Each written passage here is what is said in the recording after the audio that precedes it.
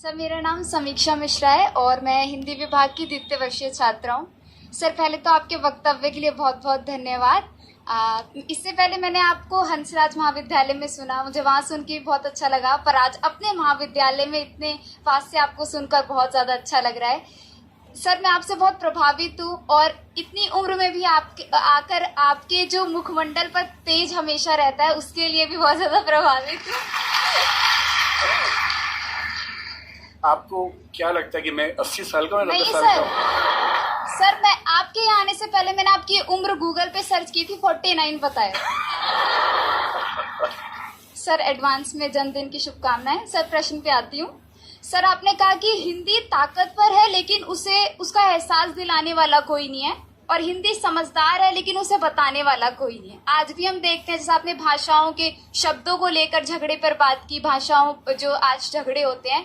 Sir, आज एक ऐसा ही झगड़ा उठा है, थोड़ा राजनीतिक पक्ष है, लेकिन मैं जानना चाहूंगी आपके विचार कि आज भारत है और इंडिया शब्द है, इसको लेकर बड़ा विवाद छिड़ रहा है, और जो मीडिया है वो इस पर बड़ा मिर्च मसाला लगा के बताती है कि सरकार से पूछती है कि ये जनता जानना चाहती है, बल्कि जनता दोनों नामों में सुखी है। तो इस पर आपके क्या विचार हैं? क्या हमें उस इंडिया शब्द को अपना लेना चाहिए या दोनों ही हमारे लिए बेहतर है? देखिए, मैं फिर कहूंगा कि मुद्दों को ना अलग करके समझना पड़ेगा। पहली बात, ये विवाद इस समय क्यों उठा, इसके पीछे राजनीतिक कारण है, आपको भी पता है, मुझे भी पता है। मेरी अपनी समझ ये है कि दो तरह से मुद्दे को देखना है। पहली बात, ये उठा क्यों, और दूसरी बात, सही क्या है, गलत क्या है। ये उठा क्यों, इसके पीछे राजनीतिक पृष्ठभूमि पूरा देश जानता है, आप भी जानती, मैं भी जानता हूं। पर कोई मुद्दा राजनीतिक वजह से उठा इसलिए मुद्दा ही गलत है, ऐसा नहीं होता है। राजनीति कई बार गलत काम करती है, कई बार सही काम कर देती है, और जनता के दबाव में अगर सही काम हो ही जाए, राजनीतिक वजह से ही हो, तो भी क्या बुरा है। अब आते हैं इस सवाल पर कि भारत और इंडिया में से क्या सही है। संविधान सभा में इस पर खूब बहस हुई थी। यह हमारे संविधान का अनुच्छेद 1 है और उसमें लिखा हुआ है, India that is Bharat shall be A union of states. बड़ी इंटरेस्टिंग बात है कि उस समय डिबेट थी कि भारत का नाम भारत रखें या इंडिया रखें। कुछ लोगों ने आर्यव्रत भी कहा, आर्यव्रत कहा, कुछ ने हिंदुस्तान कहा, सब नाम चले। अंत में सहमति बनी कि नहीं, भारत और इंडिया ही ठीक है।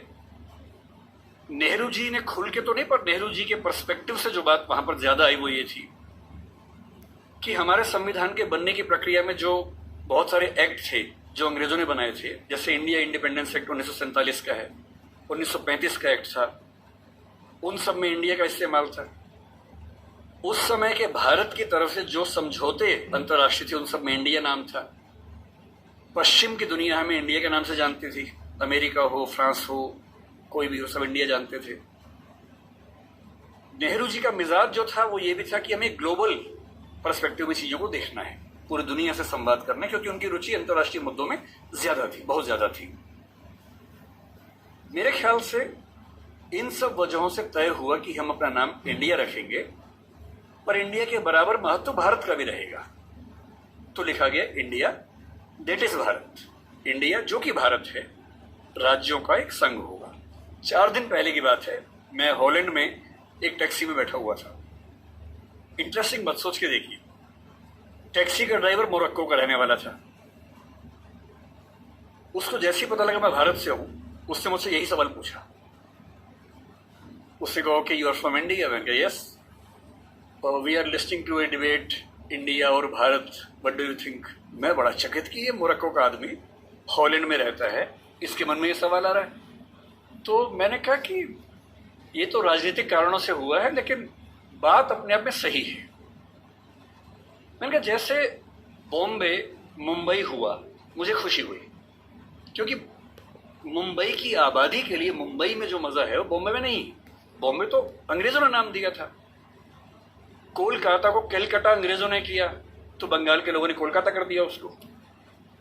दिल्ली को दिल्ली के लोगों ने दिल्ली कर दिया, दिल्ली ही बना के रखा हुआ है, DILLI, ये होना चाहिए। काहे के दिल्ली भाई, हम क्यों दिल्ली बोलेंगे दिल्ली को? ये सारे तर्क अगर सही है, अगर बर्मा का नाम म्यांमार होना सही है क्योंकि उनकी जनता की आवाज तो म्यांमार में है, बर्मा में नहीं है। श्रीलंका और सीलोन की डिबेट में वो अपने आप को सीलोन ना मानना चाहे, श्रीलंका मानना चाहें, क्योंकि उनकी भाषा श्रीलंका बोलती है। तो मेरे मन में सवाल बड़ा साफ आता है कि भारत इंडिया क्यों होना चाहिए।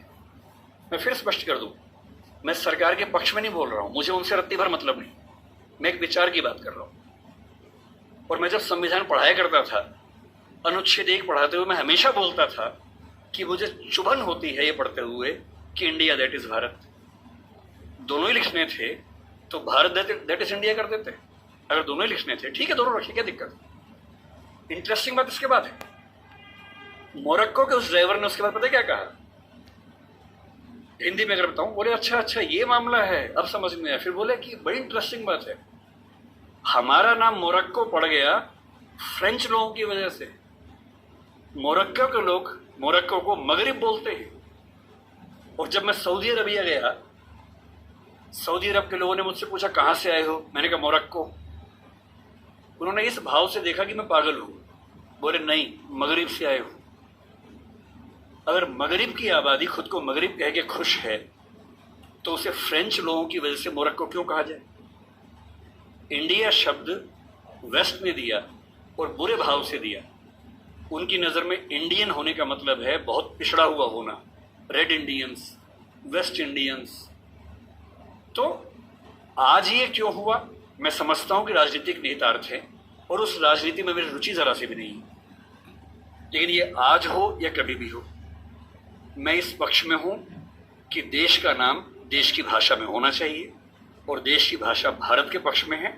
आप इंडिया भी रख लीजिए, इंडिया दैट इज भारत के बदले भारत दैट इज इंडिया मेरी पहली पसंद होगी।